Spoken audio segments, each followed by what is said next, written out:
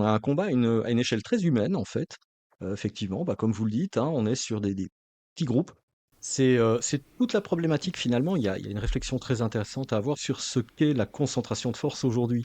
Alors c'est vrai qu'historiquement, on réalisait une concentration de force, on perçait, on exploitait, on allait saccager les arrières de l'adversaire et puis quelque part répéter le processus.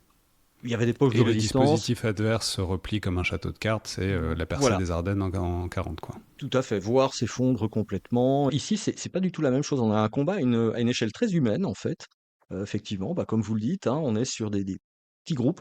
La structure même des systèmes défensifs ukrainiens a complètement changé. C'est vrai que pendant tout un temps, la rationalité première, c'était d'aller utiliser des engins du génie pour faire de très longues tranchées, établir en fait voilà, tout un système défensif classique avec mine anti-char, avec des dents de dragon, avec tout un tas de choses. Maintenant, la logique, c'est effectivement plutôt une archipélisation, comme vous dites. On va creuser de petits trous bien défendus. Les équipes vont sauter pratiquement de l'un à l'autre, vont jouer une espèce de subutéo. Voilà, on va mettre d'un côté, de l'autre, etc.